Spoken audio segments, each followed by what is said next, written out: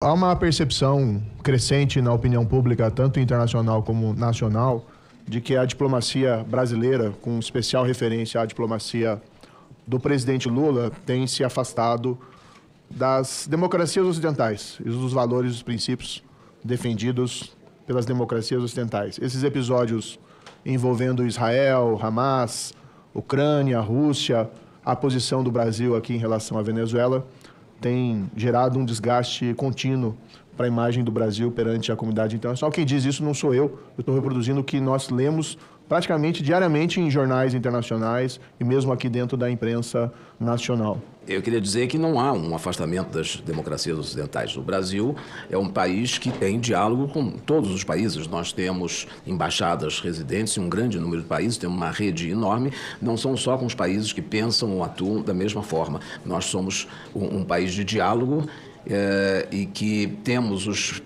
preceitos constitucionais que orientam a nossa política externa. Um deles é o multilateralismo, a solução pacífica das controvérsias e tantos outros. Mas eu não vejo esse afastamento de nenhuma democracia ocidental. O Brasil não poderia deixar de ter, com todos os estados que o senhor citou nessa circunstância, deixar de ter contatos pela importância desses países, pela importância comercial, pela importância de relações científicas, tecnológicas, relações de comércio exterior. Eu, sinceramente, não acho que haja uma diferença, como o senhor mencionou também, praticamente respondida pelo senador Jacques Wagner com relação à Ucrânia e Israel. Eu acho que os números falam por si sobre o papel que o Brasil está cumprindo atualmente. O atual presidente da República já teve encontro em um ano de mandato, presidente Renan, em um ano de mandato, em uns 2 meses, com 47 chefes de Estado de nações estrangeiras. O Brasil sediou a reunião dos países do Cone Sul no ano passado. O Brasil, nesse momento, preside o G20. O Brasil presidiu o Mercosul e o Brasil sediará, no ano que vem, uma Conferência do Clima. Conferência do Clima essa, que já era para ter sido sediada por nós, embaixador Mauro Vieira, em 2019, mas que foi banida de nosso país.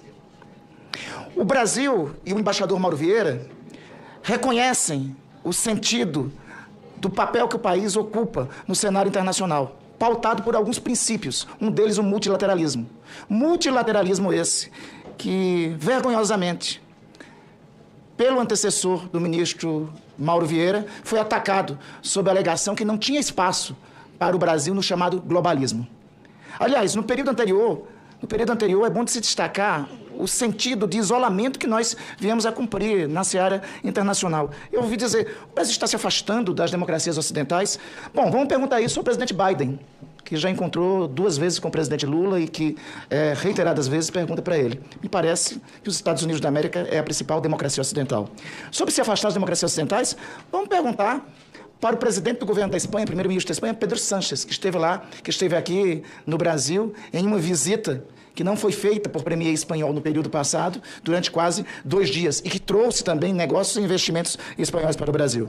Vamos perguntar isso, quem sabe, para o presidente de Portugal, Marcelo Rebelo de Sousa, que convidou o presidente Lula para a celebração dos 49 anos da Revolução dos Cravos e convidou agora para os 50 anos da Revolução dos Cravos. Se afastar das democracias ocidentais, o Brasil preside o G20, aclamado pelo G20, aclamado pelos demais 19 países.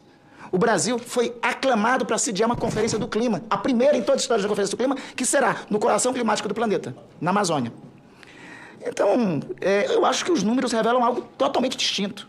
O atual presidente da República, com o seu chanceler, repito, 47 chefes de delegações estrangeiras, com seus chefes de Estado.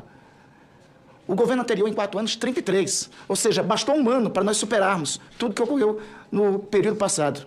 O Brasil voltou à seara internacional sendo respeitado e tendo um papel de voz ativa na comunidade internacional de nações. Tanto é que, ao condenar a guerra, ao condenar os ataques que estão em curso em Gaza, o presidente da República passou depois a ser reconhecido de todas as formas pela posição que assumiu, denunciando o que nós assistimos hoje, que é uma carnificina. E reitero o que foi dito aqui. O Brasil foi um dos primeiros países a condenar o ataque do Hamas ao povo de Israel e, mais que isso, a denunciar o Hamas como uma organização terrorista.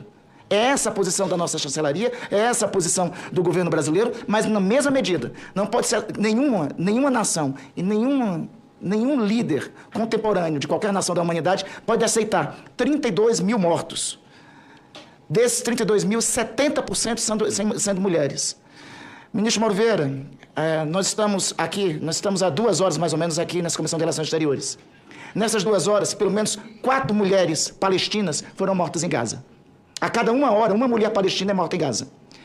Nós temos o maior processo de imigração forçada da história contemporânea. Mais de 2,5 milhões de pessoas foram despejadas de suas casas. Isso é 4 vezes mais do que a população do meu estado, Amapá. É como se os 800 mil amapaenses fossem obrigados a sair de suas casas. E em seguida as suas casas serem destruídas. Dos 32 mil mortos, 12 mil são crianças.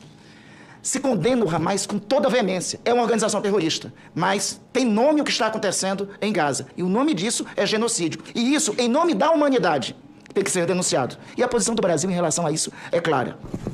Em relação à senhora Jeanine Áñez, é importante dizer como ela ascendeu ao poder na Bolívia. Foi em decorrência de um golpe de Estado. O presidente da República foi obrigado a renunciar. O vice-presidente foi obrigado a renunciar. O presidente da Câmara boliviana foi obrigado a renunciar e o presidente do Senado, por intervenção das Forças Armadas. Logo em seguida, 1 ano depois, se restabeleceu a normalidade democrática com a eleição de um presidente da República reconhecido pela comunidade internacional. Nesse âmbito, ela responde pelo crime de golpe de Estado. E aí eu acho que, seja na Bolívia, seja no Brasil, quem tenta golpe de Estado tem que ir para a prisão, porque atenta contra a democracia. O princípio de Popper tem que servir para a atualidade. Não pode traduzir e trazer a intolerância com intolerância, porque reproduz a intolerância. O princípio de Popper deve servir para a atualidade, sobretudo em todos os cantos que a democracia está sendo ameaçada, seja na Bolívia, seja no Brasil. A posição do Brasil em relação à Venezuela é esta, de desarmar eventual conflito que poderia ter na nossa vizinhança. O presidente Lula, há 2 semanas, ele não foi em Caracas, ele foi em Georgetown, na República Cooperativista da Guiana.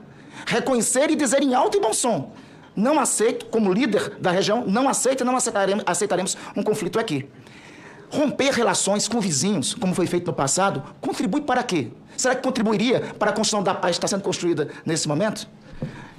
Embaixador, lhe cumprimento por fazer parte desta grande obra de resgatar o nosso Brasil ao seu lugar de destaque na diplomacia internacional, na liderança global. Nós temos vocação para isso, eu tenho certeza que temos um chanceler à altura disso, mas, sobretudo, temos um líder de nosso país que tem o reconhecimento de todos os países do mundo para cumprir essa missão.